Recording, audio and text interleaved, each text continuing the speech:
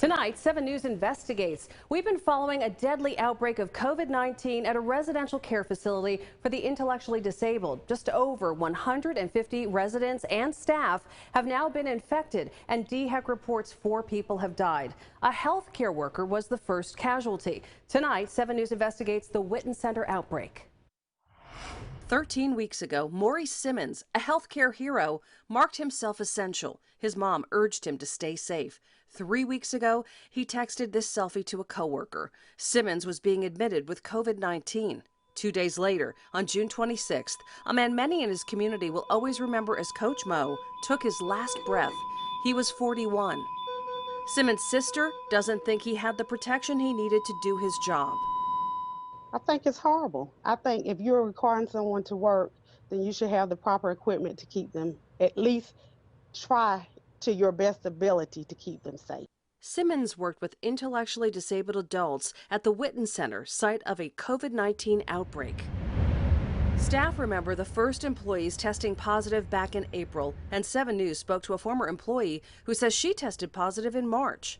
So far, 88 employees tested positive, according to the Department of Disabilities and Special Needs, with 57 residents catching COVID-19. So how did nearly 150 people get sick when the governor and state health officials said South Carolina was focused on keeping people safe in group living settings?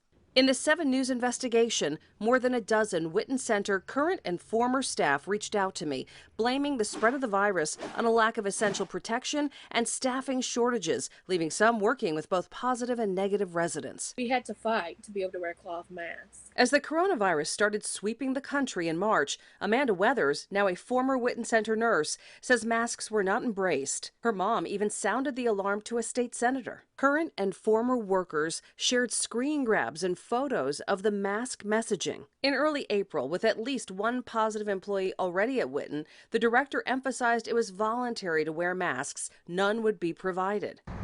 A week later, another note from the director. Workers were given a cloth mask. They were mandated to wear it and wash it daily. In June, not long before Maurice Simmons got sick, staff remember medical-grade N95 masks being distributed to some staff. Workers tell 7 News they were told to re-wear the N95s with COVID patients until the masks wear out. Multiple staff members say personal protective equipment and cleaning supplies were gathered up at the beginning of the pandemic and locked away in the nursing office and supplied sparingly. DHEC investigated and did not cite the Whitten Center for a lack of PPE on June 30th.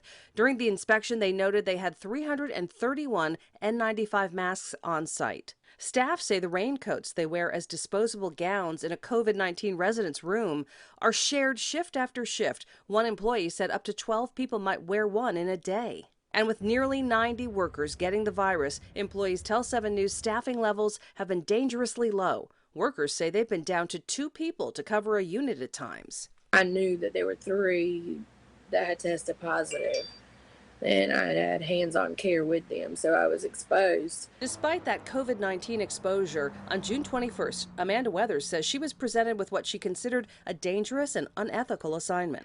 They wanted me to go into a building that had trach patients. 205, the building that many staffers tell me houses some of the most vulnerable residents at Whitten Center. It doesn't matter. It doesn't matter go in? Yeah, it doesn't matter. We don't have any other choice. So because of the low staffing, even though you'd been exposed to COVID, they wanted you to go work with these vulnerable people? Yes. Weathers didn't do it. She went home. The next day, she got a coronavirus test, and she was positive. So I would have exposed all of those consumers I worked with that night.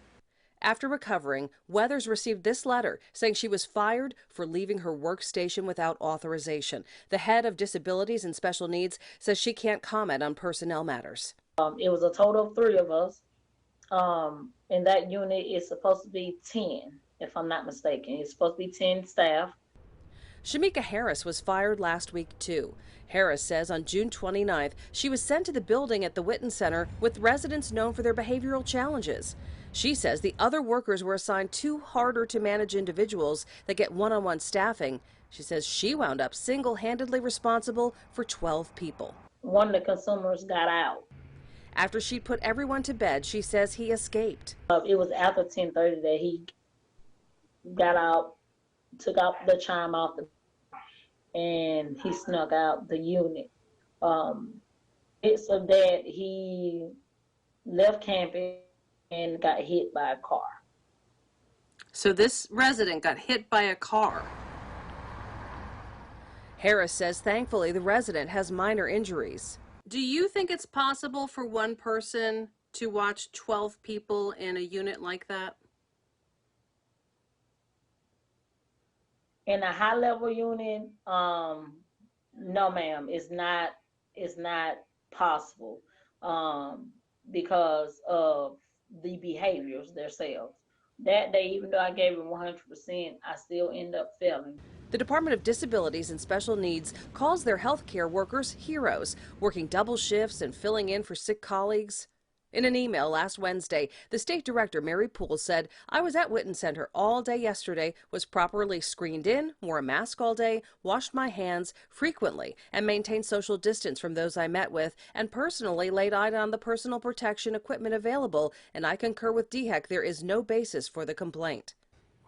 Now, we wanted to speak with the director, but she insisted that we go to her home or her office, and so far has not agreed to the webcam interview we offered repeatedly, like the others in our story. This morning, on my third attempt to get some detailed answers about the reuse of PPE, one of her deputies sent me this detailed response. In it, he's denying that employees wear masks beyond their usefulness. And from this, it appears they doubled the supply of the N95 masks over the last 2 weeks.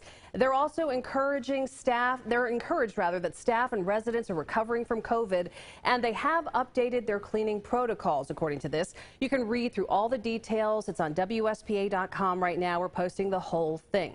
Keep in mind, DHEC did not give Whitten an all clear in this. DHEC cited both campuses for not logging the temperature of a healthcare worker and not having the housekeeping infection control plan available.